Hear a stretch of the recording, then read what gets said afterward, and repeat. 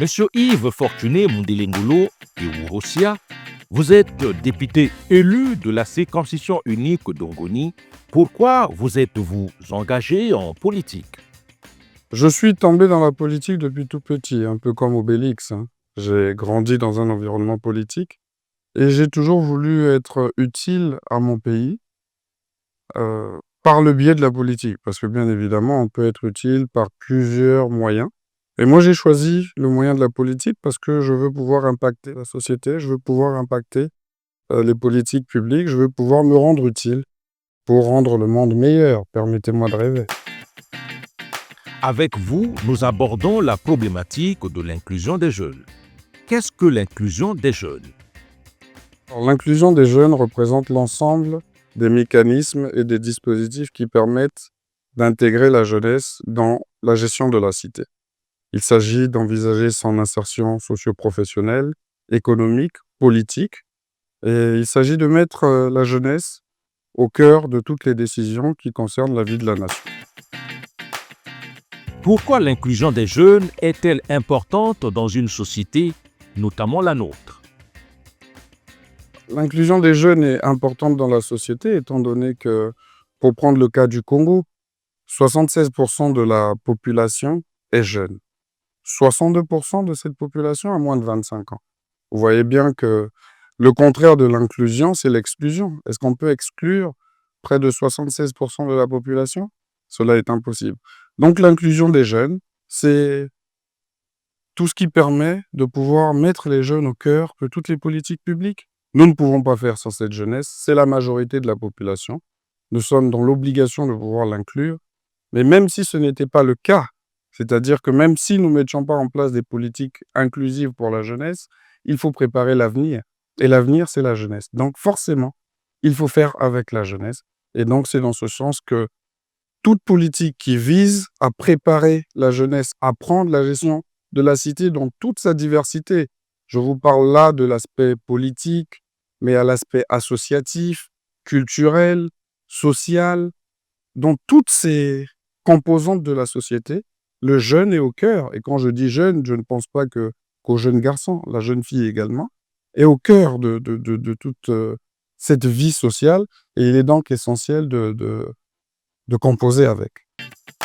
Quel est le cadre institutionnel mis en place par les pouvoirs publics pour favoriser l'inclusion des jeunes?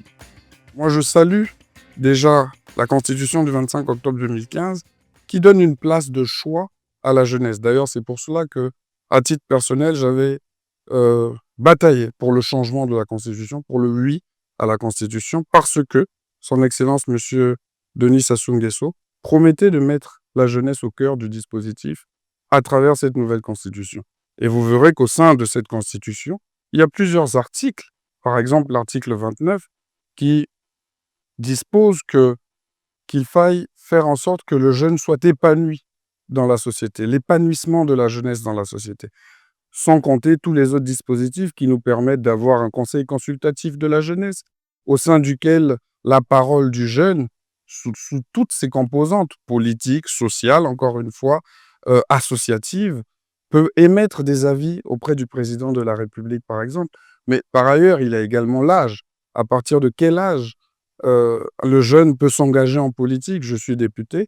Aujourd'hui, par exemple, à partir de 18 ans, un jeune qui arrive à avoir le vote de la population peut pouvoir déjà se présenter et devenir député par la suite.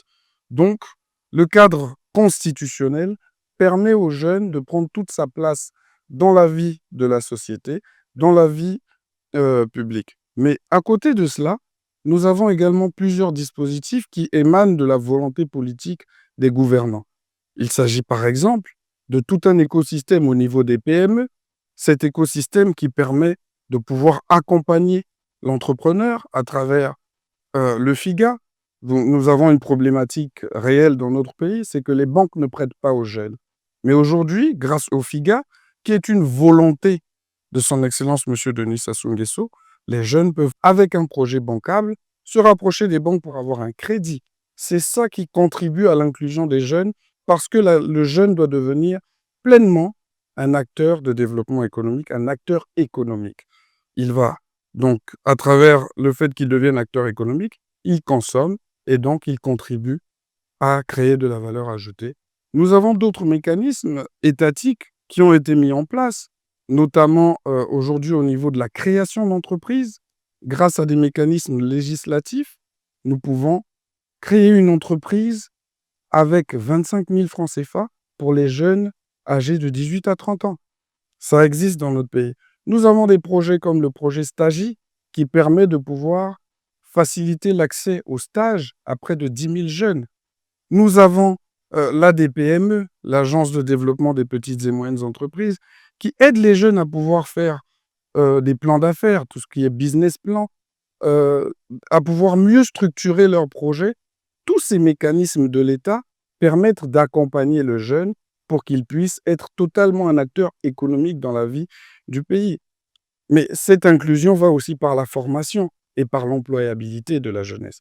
Nous voyons là, à travers des structures comme le FONEA, à travers l'ACPE, donc l'Agence congolaise pour l'emploi, le FONEA qui est le Fonds pour l'employabilité et l'apprentissage, au sein desquels il y a des mécanismes pour mieux former le jeune Congolais, donc le rendre plus apte à pouvoir aller vers le monde de l'entreprise. La CPE met en place des mécanismes comme ça, où le jeune qui cherche un emploi rencontre l'entreprise et rencontre le besoin de l'entreprise.